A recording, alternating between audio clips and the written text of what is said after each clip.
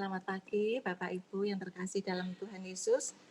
Senang bisa bertemu kembali dalam persekutuan doa pagi. Mengucap syukur kalau kita saat ini bisa bersama-sama bersekutu, kita bisa memuji Tuhan dan juga bisa mendengarkan firman Tuhan, serta kita juga bisa melakukan doa-doa yang kita akan panjatkan kepada Tuhan pada pagi hari ini. Kita akan memulai persekutuan kita pada pagi hari ini dengan mengucapkan syukur kepada Tuhan.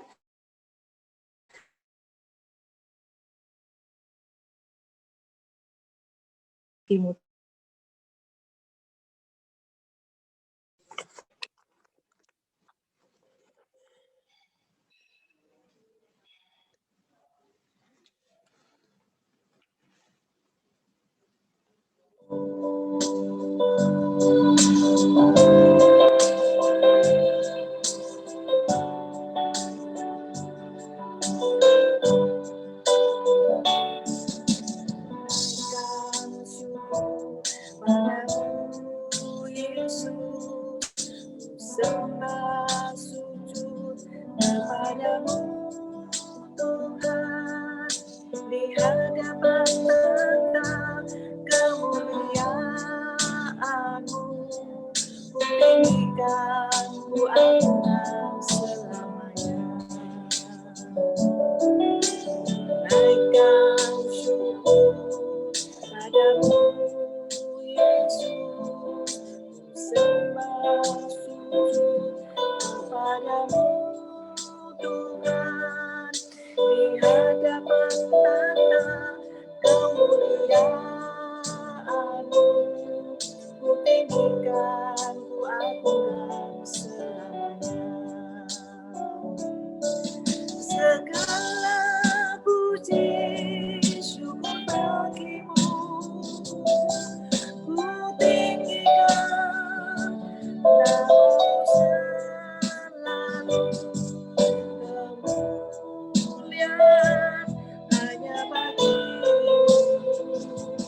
terpujilah namamu.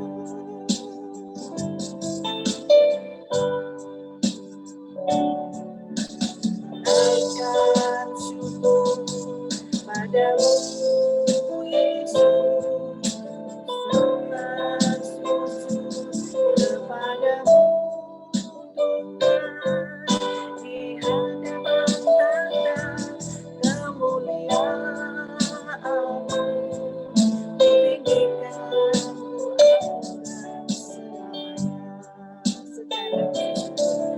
Segala puji syukur bagimu, ku tinggikan namamu selalu.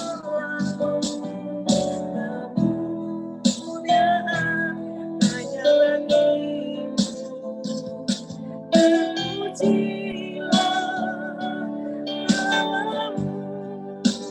Segala puji syukur bagimu, ku tinggikan namamu selalu. Kemuliaan hanya bagimu, terpujilah namamu. Segala puji syukur bagimu, ku tinggikan namamu selalu. Kemuliaan hanya bagimu, terpujilah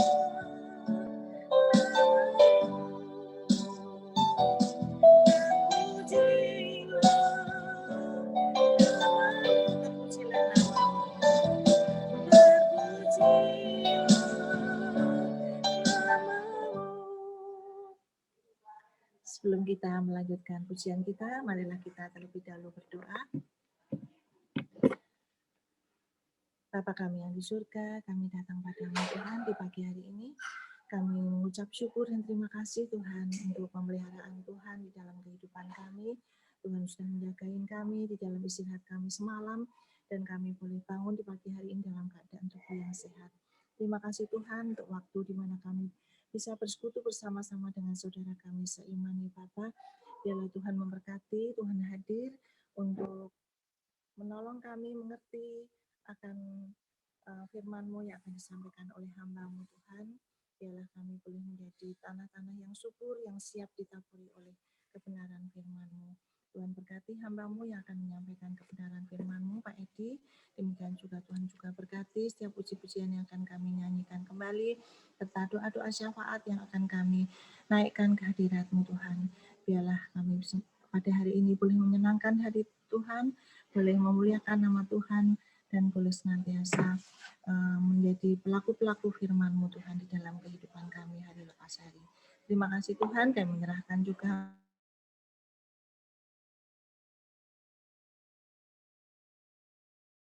fasilitas internetnya. Tuhan mengampuni kesalahan dan dosa-dosa kami, supaya berkat Tuhan tidak terhalang ketika Tuhan ingin mencurahkan berkat-Mu kepada kami.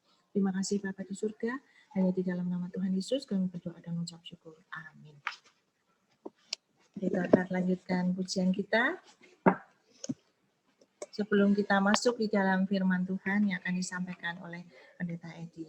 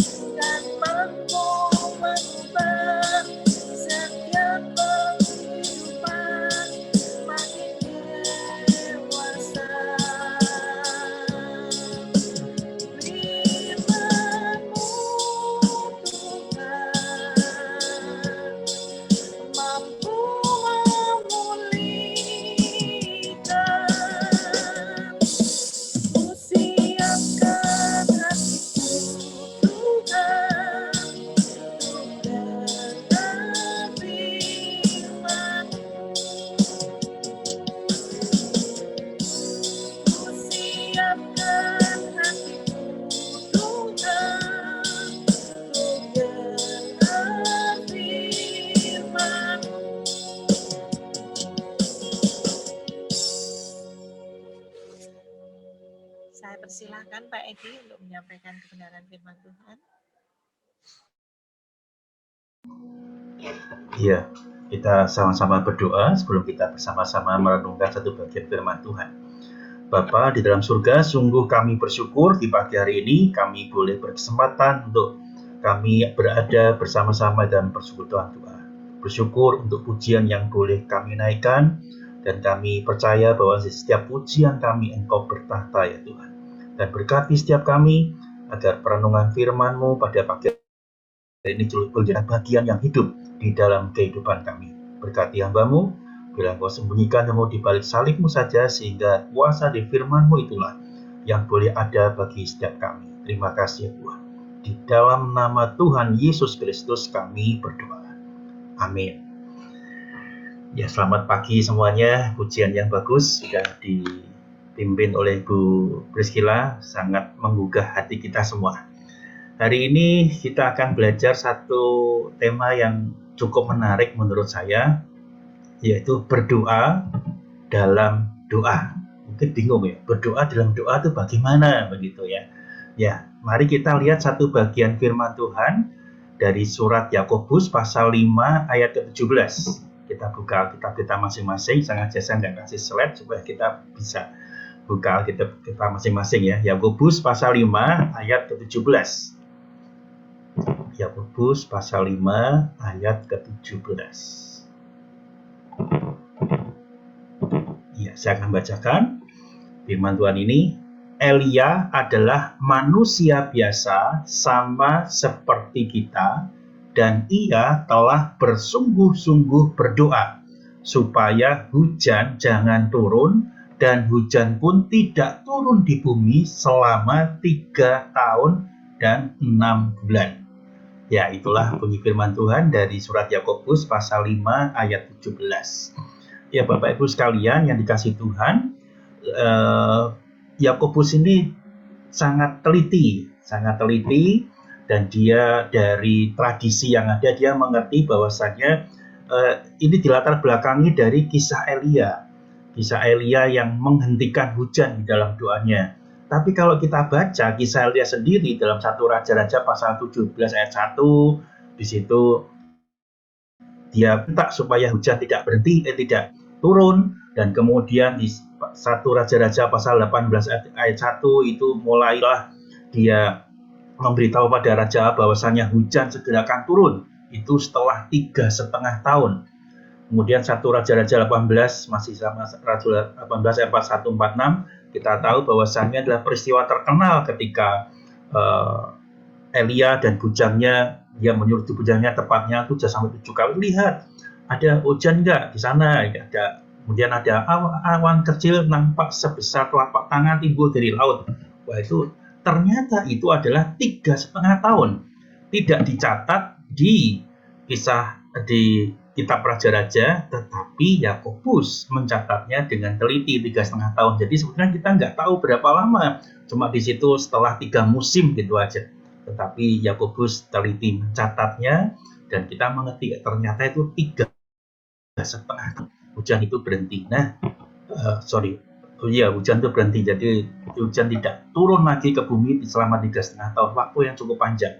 Hari ini kita merasakan bahwasanya awal Mei ini betapa panasnya di Jakarta. Ternyata bukan di Jakarta, beberapa kota juga panas. Ternyata ini suhu tertinggi yang ada di sekitar Tangerang, ya, kita termasuk kebagian gitu ya. Panas sekali kan Bapak Ibu sekalian, pagi-pagi udah panas, sore pun masih panas, ternyata naik. Dan diperkirakan nanti tiap 10 tahun bumi akan mengalami kenaikan 1,5 derajat Celcius. Wow, itu sangat panas. Maka kita perlu berhati-hati mengolah sampah dan kita berdamai dengan bumi kita supaya ini bisa diatasi ya. Sekalian kata semakin panas. Tetapi yang terjadi pada Elia adalah 3,5 tahun tidak ada hujan di sana. Nah, itulah yang dicatat oleh Elia. Tetapi bukan hanya itu saja, concern kita adalah bagaimana Elia itu telah sungguh-sungguh berdoa. Seperti yang dicatat di dalam surat Yakobus tadi, sungguh-sungguh berdoa. Elia itu sungguh-sungguh berdoa. Dan kita coba mengerti, coba ingin tahu kenapa sih Yakobus mencatat demikian. Jadi kalau kita lihat surat Yakobus pasal 5 ini didahului dari ayat 13 ternyata.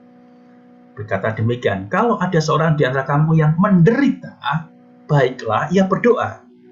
Jadi didahului dari satu kebutuhan. Ada penderitaan di sana. Dan dalam bahasa yang lain adalah, kalau ada di antara kamu yang menghadapi kesulitan, baiklah ia berdoa. Jadi ini ada kepentingannya. Kenapa berdoa? Karena ada orang yang menderita atau menghadapi kesulitan, maka yang menyarankan baiklah ia berdoa, seperti dalam ayat 13 Bapak Ibu bisa baca ya.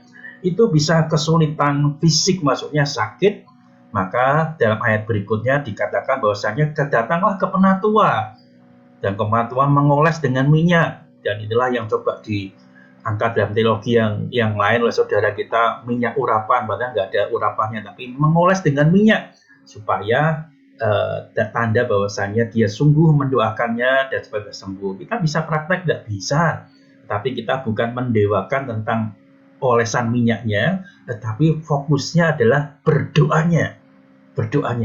Tanda dioles minyak boleh ada kitabnya gitu kan, tapi bukan itu kuasanya. Termasuk apa yang dikatakan oleh Yakobus tadi, bukankah ia berkata Elia adalah manusia biasa seperti kita. Jadi bukan minyaknya yang luar biasa, bukan bukan orangnya yang luar biasa, tetapi adalah tekanannya sungguh-sungguh berdoa. Ada sesuatu yang penting di sana, ada penderitaan atau di dalam bahasa yang lain menghadapi kesulitan tadi. Nah, kita lihat bahwasanya yang kita senangnya kan fokus pada bagaimana sungguh-sungguh berdoa itu kan luar biasa gitu ya. Jadi kemanjuran doa itu sesuatu yang kita harapkan. Bagaimana kalau seseorang berdoa dan kemudian langsung diwujudkan Tuhan, wah itu sesuatu yang luar biasa. Dan itulah yang fenomena yang tidak bisa kita pungkiri, yang tentunya juga kita harapkan. Ketika berdoa langsung maju, langsung dijawab Tuhan. Dan orang bisa nanti berbeda, wah nanti siapa Tuhannya? Ya kan, Tuhan tetap Tuhan, kita manusia. Ada doa yang memang bisa dikabulkan oleh Tuhan, dan doa yang bahasanya tidak dijawab oleh Tuhan. Dan Yakobus juga mencatat tentang doa yang gagal. Pasal 4 ayat 1 dengan 3, itu doa yang tidak dijawab oleh Tuhan, doa yang gagal. Adapun juga doa yang berhasil. Pasal 1 ayat 5 dan 6. Jadi Yakobus sudah memaparkan bahwasanya doa yang gagal dan doa yang berhasil. Tetapi khusus dalam pasal 5 ayat 17 didahului dengan ada satu kebutuhan menderita atau kebutuhan yang lain, yaitu menghadapi kesulitan, dan didahului juga dengan kalimat Elia adalah manusia biasa tetapi ia sungguh-sungguh berdoa. Dan inilah yang membuat kita, kalau begitu sungguh-sungguh berdoa itu apa ya? Jadi satu hal yang penting bagi kita, fokusnya bukan soal jawaban doa seperti apa yang diwujudkan oleh Tuhan, tetapi sungguh-sungguh berdoa. Karena kita mengerti bahwasanya yang saya pahami dan seharusnya kita pahami, jawaban doa itu dibatasi oleh pemeliharaan dan perkenanan dari Allah yang berdaulat. Jadi jawaban doa itu sekali lagi dibatasi oleh pemeliharaan dan perkenanan Allah yang berdaulat. Bukan karena si orang yang berdoa, tetapi kembali lagi kepada Allah yang berdaulat. Mari kita coba belajar bersama-sama sungguh-sungguh berdoa itu seperti apa sih? Dan saya mencatat ada dua hal. Sungguh-sungguh berdoa itu sungguh-sungguh berhasrat di dalam doa. Nanti kita bisa lihat referensinya di dalam Lukas pasal 22 ayat 15, saya nggak sebutkan, saya nggak bacakan, tetapi kata berhasrat ini seperti Tuhan Yesus berkata, aku sangat rindu makan Paskah. Seperti itulah hasrat untuk berdoa, sangat rindu. Kemudian dalam Kisah Rasul 12 ayat 5 dikatakan, demikianlah Petrus ditahan di dalam penjara, tetapi jemaat dengan tekun mendoakannya. Ada hasrat untuk berdoa. Kemudian dalam Kolose 4 ayat 17 dikatakan, perhatikanlah supaya pelayanan yang kau terima dalam Tuhan kau jalankan sepenuhnya. Jadi ada hasrat, khususnya dalam hal ini adalah sungguh-sungguh berdoa adalah sungguh-sungguh berhasrat di dalam doa. Bapak Ibu sekalian, betapa pentingnya ketika kita itu punya hasrat di dalam doa. Bukan sekali lagi seperti yang saya terus ulang-ulangi, kita jangan terjebak di dalam satu kebiasaan, satu rutinitas, tetapi adalah satu hasrat yang muncul dari diri kita. Dan itulah yang disebut dengan sungguh-sungguh berdoa. Tapi yang kedua, bukan hanya sungguh-sungguh berhasrat, saya mencatat di sini berdoa dalam doa, dan inilah menjadi tema kita. Jika saya membaca satu hal yang lain di dalam tafsiran yang saya baca gitu ya, mengatakan bahwasannya ayat ini dikatakan seperti ini penafsirnya, dalam doa Elia berdoa. Saya juga bingung Bapak sekalian, kok bisa kalimatnya dalam doa Elia berdoa? Maka saya menyebutnya berdoa dalam doa. Apa yang dikatakan oleh Alkitab kita, LAI, terjemahan baru, Elia sungguh-sungguh berdoa. Tapi ada yang menerjemahkan, ada yang memaksudkan ini dalam doa Elia berdoa. Loh, kok bisa ya seperti bertingkat? Padahal kita berdoa ya berdoa aja. Kita berdoa, titik. Tetapi disebutkan di situ dalam doa Elia berdoa. Cukup membingungkan, tetapi sangat menarik bagi saya untuk memahami bagian ini. Nah, bagaimana saya coba memahami bagian ini, berdoa di dalam doa? Yang pertama adalah kita mengerti nilai doa. Bapak Ibu perhatikan, nilai doa. Inilah berdoa dalam doa, sungguh-sungguh berdoa, nilai doa.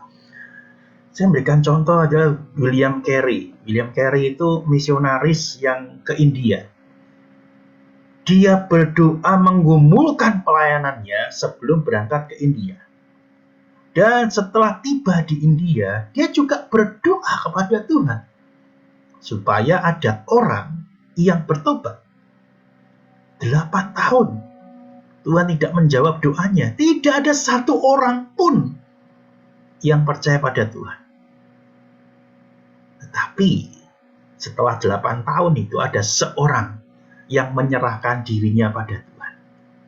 Nah, ini jadi pergumulan yang baik dari William Carey. Dia juga lihat bahwasanya doa yang tidak dijawab itu adalah indah. Artinya dia terus berdoa, menyerahkan jiwa, tubuh, dan segalanya ke dalam Allah yang adalah hal yang baik bagi dia. Jadi William Carey ketika berdoa, dia menyerahkan jiwa, tubuh, dan segalanya ke dalam Allah adalah hal yang baik menurut dia. Dunia jadi tampak kecil, janji-janji Allah tampak besar, dan Allah adalah bagian yang cukup. Bapak Ibu sekalian kasih Tuhan, 8 tahun sebelum berangkat dia sudah berdoa. Tiba di sana dia tidak berhenti berdoa, tapi dia terus berdoa pada Tuhan. Dan inilah sungguh-sungguh berdoa. Sampai bisa dikatakan doa yang tidak dijawab itu adalah indah. Kenapa? Karena janji-janji Allah itu tampak besar, dunia tampak kecil. Jadi ada persekutuan yang intim dengan Tuhan. Itu jauh lebih penting daripada hasil. Tapi ketika setelah 8 tahun doa itu dijawab, William Carey juga bisa mengatakan betapa jauh lebih indah doa yang dijawab. Doa yang tidak dijawab itu indah karena bisa bersekutu dengan Tuhan. Tetapi betapa jauh lebih indah doa yang dijawab. Jadi ketika mengerti bahwa saya ada nilai doa itu, kita mengerti nilai doa itu, terus berdoa tidak dijawab itu doa yang indah. Tetapi doa yang dijawab, doa yang lebih kita bisa merasakan betapa jauh lebih indah doa yang dijawab. Dan kita mengerti, itulah nilai doa seperti juga disampaikan oleh Yakobus. Ada doa yang tidak dijawab, ada doa yang diperkenan atau dijawab oleh Tuhan. Jadi bagaimana kita berdoa dengan sungguh-sungguh? Kita mengerti nilai doa. Dan bagian yang berikutnya adalah berdoa di dalam doa. Kita mengerti prioritas atau pentingnya doa itu sendiri. Jadi bukan sekedar sekali lagi kebiasaan atau rutinitas, tapi kita mengerti prioritas atau pentingnya doa di dalam doa yang kita naikkan. Ada satu mata kuliah yang membuat saya terus berpikir di dalam ketika saya ada di Malang. Tepatnya ini adalah satu perkuliahan bagaimana mempersiapkan berkhotbah, bagaimana berkhotbah. Dosen saya mengatakan, bagian yang penting di dalam mempersiapkan khotbah, dia pakai 3 kata yang diulang, yaitu doa, doa, doa. Bukan soal kemampuan kita, kepandaian kita untuk mempersiapkan firman Tuhan. Tetapi sebagai hamba-hamba Tuhan yang dididik, doa memegang peranan utama di dalam mempersiapkan firman. Jadi langkah yang paling awal adalah doa, doa, doa. Tidak ada kata yang lain, tidak ada pekerjaan yang lain selain berdoa terlebih dahulu pada Tuhan. Dan itu diulang 3 kali, maksudnya mau diulang berapa kali pun jawabannya tetap sama. Doa, doa, doa, dan doa terus. Doa langkah awal, dasar yang penting di dalam mempersiapkan segala sesuatu. Nah, inilah prioritas atau pentingnya doa. Jadi kita berdoa di dalam doa kita. Karena kita mengerti betapa pentingnya doa itu. Seorang penafsir Alkitab dia mengatakan seperti ini. Seringlah berdoa. Karena doa merupakan perisai bagi jiwa. Kurban persembahan bagi Allah dan bencana bagi iblis. Ini cukup ekstrim pandangannya, tetapi saya menarik menyampaikan hal ini. Perhatikan ya, doa itu perisai bagi jiwa kita, kurban persembahan bagi Allah, dan bencana bagi iblis. Jadi kalau kita berdoa, kita ngerti pentingnya topik berdoa, itu perisai atau perlindungan bagi jiwa kita. Sekaligus kurban persembahan bagi Allah. Dan dia mengatakan bencana bagi iblis, karena iblis sangat tidak suka anak-anak Tuhan itu berdoa. Maka dia menggoda supaya kita tidak berdoa. Tuhan pun dicobai ketika dia berpuasa dan dia berdoa, dicoba oleh iblis. Ketika Tuhan di Taman Getsemane, iblis pun tidak tinggal diam. Bagaimana Tuhan Yesus kalau bisa jangan berdoa, tetapi sekali lagi berdoa di dalam doa. Kita mengerti prioritas atau pentingnya doa. Dan yang tidak kalah lagi adalah doa yang terus-menerus atau doa yang berkesinambungan. Di dalam 1 Tesalonika ayat 17, satu ayat yang terpendek dalam bahasa Indonesia. 2 kata. Tetaplah berdoa, dalam bahasa Inggris bukan ayat ini, tapi dalam bahasa Indonesia ayat yang terpendek adalah 1 Tesalonika 17. Tetaplah berdoa.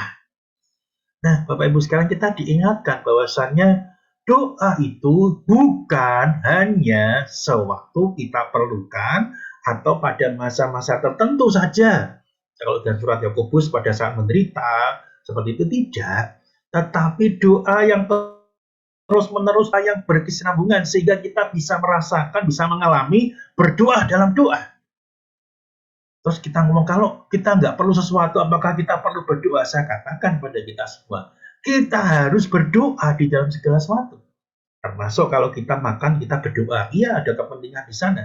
Tetapi berdoa kita bisa lakukan terus-menerus. Toh sambil setir mobil, sambil naik motor, sambil bawa belanjaan ke pasar, atau pulang dari pasar, bawa tas ke pasar, bawa belanjaan pulang dari pasar, kita bisa berdoa kok. Bisa. Dan itulah yang harus kita lakukan terus-menerus. Ada satu podcast di sana, saya baru mengerti ya. Ada tentara itu yang bisa tidur sambil berjalan. Luar biasa sekalian. Saya tuh sampai mendengar sampai heran juga ya. Oh bisa ya? Orang itu tidur sambil terus berjalan. Di tentara itu tidur sambil berjalan. Makanya tidak aneh, jadi setelah dia bangun, ketika jalannya belok ke kiri, dia kan terus jalan aja, tapi tidur kali. Begitu dia bangun, loh, kok sepi, nggak ada siapa-siapa, ya karena dia tidur gitu. Dan itu bisa terjadi. Wah, keren juga ya. Tidur, tapi terus berjalan. Nah, kalau bisa seperti saya pikir, di dalam setiap hal, apa yang terjadi, apa yang menjadi kehidupan kita, kita bisa berdoa, makanya terus menerus. Dia mengatakan seperti ini, doa itu adalah seperti ini, lebih baik hatimu tanpa kata-kata daripada kata-kata tanpa hati. Lebih baik hatimu tanpa kata-kata daripada kata-kata tanpa hati. Ini mengatakan bahwasannya doa bukan harus satu ungkapan doa yang harus didengar orang, seperti apa. Tidak. Kita diam pun kita bisa berdoa. Dan Tuhan melihat hati. Kira-kira seperti itu. Jadi dalam tiap kesempatan kita bersiap berdoa. Misalnya, tolong doakan ya. Iya, langsung aja kita diam, langsung kita doakan. Selesai. Jadi ternyata doa apapun juga. Penting, nggak penting, kita harus tetap berdoa. Nggak ada kepentingan yang utama. Oh, kita pokok doanya apa? Nggak ada. Bukan seperti itu. Tetapi firman Tuhan berkata, tetaplah berdoa, ya berdoalah apapun juga. Nah, bagian berikutnya akan kita mengerti, kok nggak ada pokok doanya? Nah, inilah kita berdoa dalam doa. Kita perlu mengorganisir doa. Kita perlu mengorganisir doa. Ini pertanyaan yang saya ajukan akan menggelitik kita semua. Punyakah kita daftar doa? Punyakah kita daftar doa secara pribadi? Kalau kita hari Rabu, setiap kita lagi pokok doa nih, ada daftar doanya, kita kebagian yang ini. Oke, karena ini kita persekutuan doa sifatnya, jadi kita disusun rapi, kita pokok doanya yang ini. Tetapi secara pribadi, punyakah kita daftar doa? Kalau kita punya daftar doa, tapi itu kan lebih bagus. Kita tidak mungkin berkata kita tidak punya pokok doa. Karena kita punya daftar doa. Daftar doa itu, saya contohkan, bisa memuat nama-nama. Setelah nama-nama, kita bisa bergerak ke yang lain. Misalnya GKMI, ada berapa GKMI, kita bisa catat, kita punya. Kita bisa mendoakan satu-satu. Kemudian PIPK, punya berapa pos, kita doakan satu-satu. Yang kita doakan tiap hari kan ada pos PIPK, ada GKMI. Kemudian ada yang lain tuh, selain itu kita punya keluarga. Kita punya keluarga besar. Kita punya enggak daftar doa? Dan inilah pentingnya kita berdoa. Dalam doa kita mengorganisir doa. Ketika kita enggak punya daftar doa, bukan berarti kita tidak berdoa. Kita berdoa. Tetapi mungkin kita belum berdoa di dalam doa. Ketika kita enggak punya daftar doa. Oh, saya punya daftar doa kok. Yang penting saya, pasangan saya, anak saya itu daftar doa saya. Iya, oke, itu udah bagus. Tapi saya mengatakan masih belum cukup. Di dalam kesempatan yang lalu, saya mengatakan doa itu seperti candu. Kita akan ketagihan untuk berdoa. Ketika kita sudah mendoakan satu hal, kita nggak berhenti sampai di situ. Kita akan terus mengeksplor doa itu. Oh ya, kita perlu berdoa, maka kita berdoa untuk negara-negara juga. Ada berapa banyak negara? Bapak Ibu sekalian, akhirnya ketika kita punya daftar doa, kita mengerti betapa tidak cukupnya kita berdoa. Betapa tidak cukupnya berdoa. Martin Luther, dia sehari berdoa 2 jam. Dia mementingkan doa di dalam setiap kehidupannya. 2 jam tiap hari kita berdoa. Tapi kita melihat ada pendeta GKMI yang berdoa 3 jam. Tetapi dia bukan hanya berdoa, tapi dia menaikkan pujian 1 jam, kemudian puji-pujian 1 jam, kemudian membaca firman, dan kemudian berdoa 1 jam, 3 jam. Ada usaha yang luar biasa. Dan setelah pendeta ini pendeta GKMI, dia mengatakan 3 jam sehari, karena hitungannya kalau setahun itu 1000 jam, akan 365 hari setahun ya. dia kalikan 3, anggaplah itu 1000 jam setahun dia berdoa. Sesuatu pemulihan kegerakan terjadi, dan sekarang gerejanya bagus dan orangnya juga bertumbuh dalam doa. Nah, Bapak sekalian, bukan sekali lagi soal berapa banyak kita berdoa, tetapi ketika kita mengorganisir doa, kita punya daftar doa, betapa tidak cukupnya waktu kita yang kita pakai untuk berdoa. Karena begitu banyak yang bisa kita doakan. Kita mungkin tidak berdoa ada satu pokok, kita doakan satu orang sampai 5 menit. Mungkin nggak sampai 5 menit, hanya hitungan detik. Kita sebut namanya, kita apa yang diharapkan, mungkin berapa detik aja selesai, itu satu orang. Tapi kalau kita punya doa yang begitu banyak, wow, sesuatu yang luar biasa. Jika di Malang, saya melakukan bagian ini.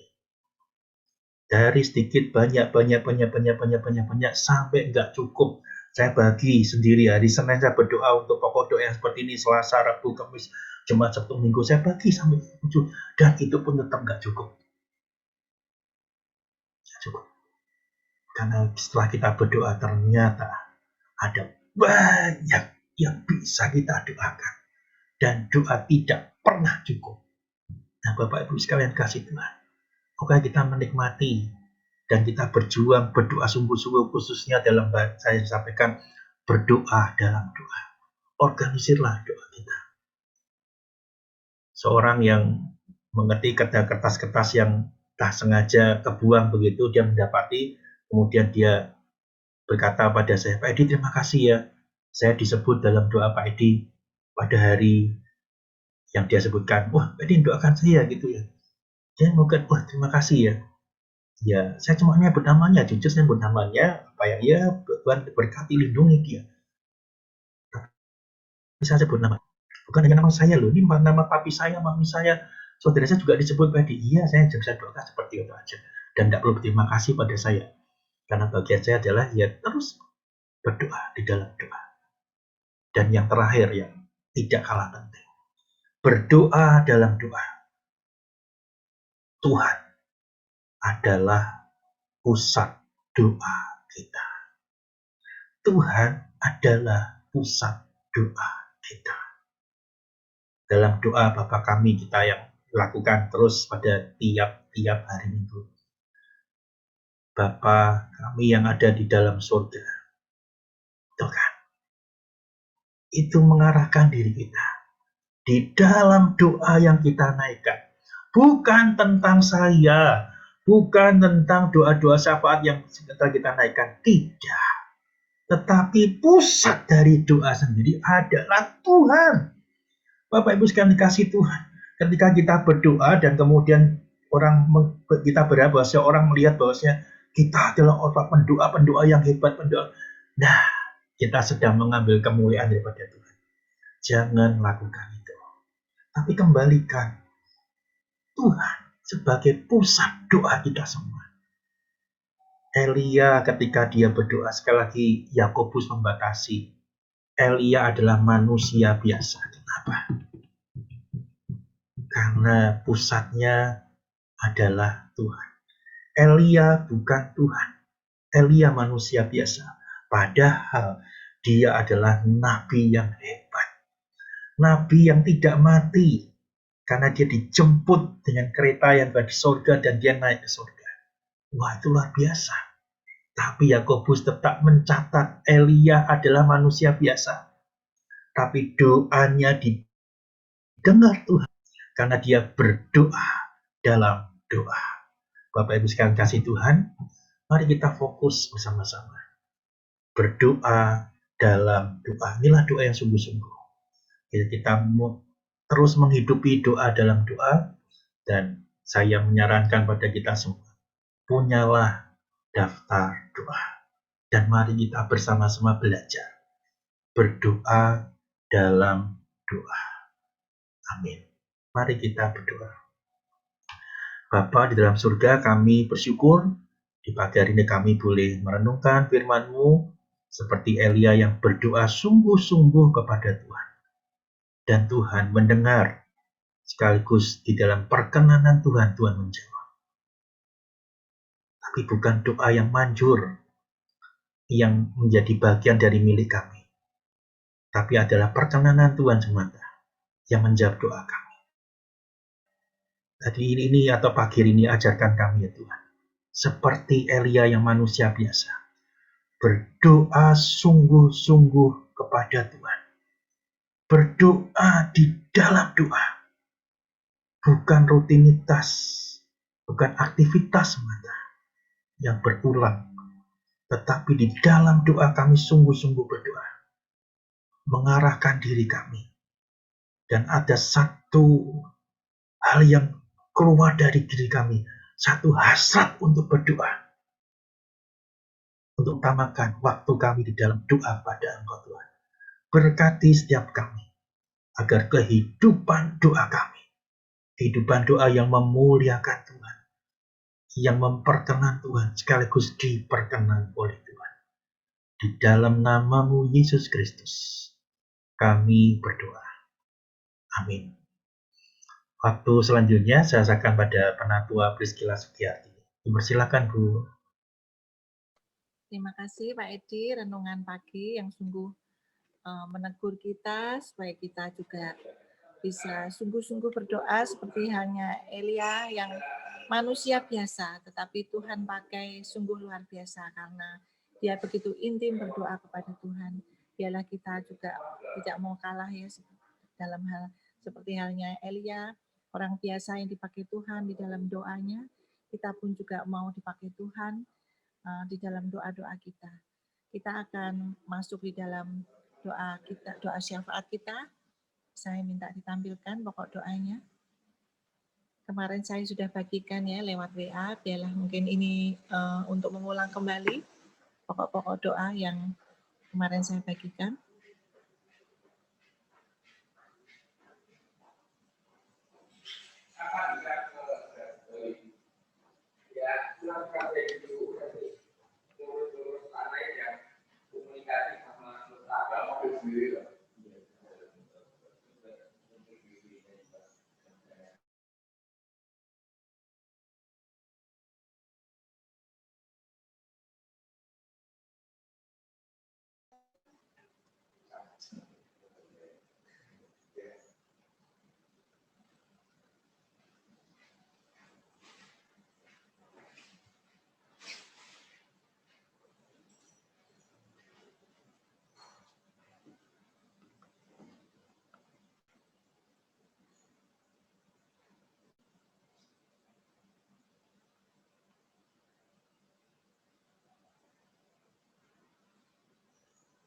Sebelum kita berdoa, marilah terlebih dahulu kita memuji Tuhan dengan pujian yang terakhir, yaitu jangan melalui aku ya Yesus.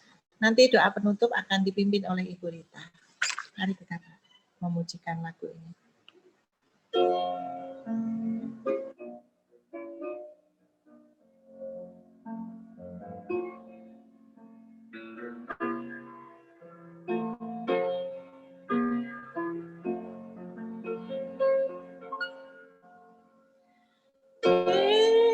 Yesus Tuhan menebusku,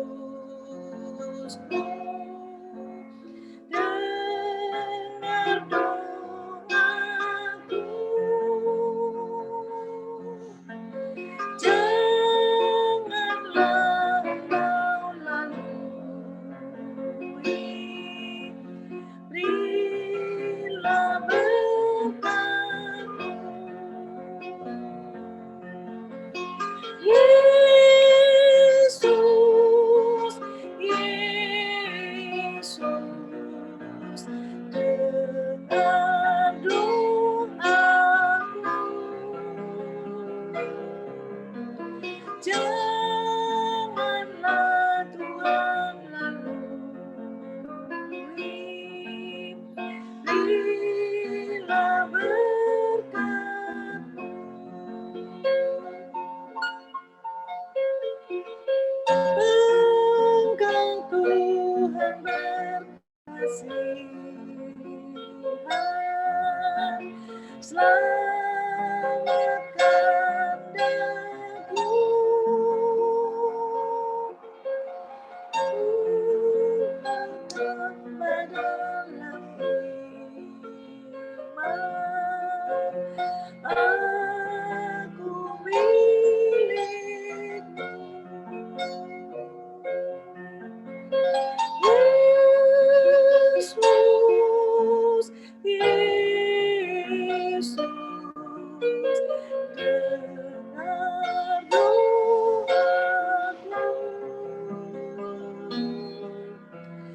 Janganlah Tuhan lalui, berilah berkat-Mu.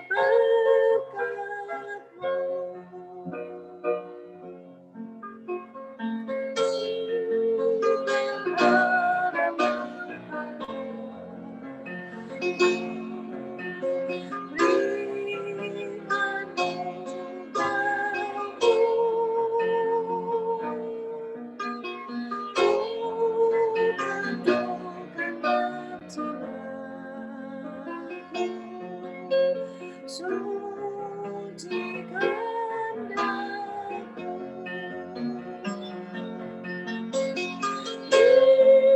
Yesus, Yesus, janganlah Tuhan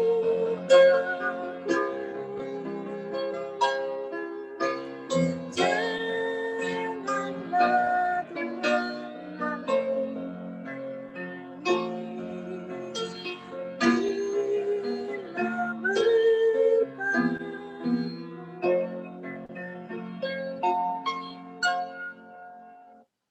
Marilah kita berdoa. Kami bersyukur ya Tuhan untuk pimpinan dan penyertaan-Mu dalam doa pagi hari ini. Kiranya semua yang kami lakukan boleh memuliakan dan menyenangkan hati Tuhan.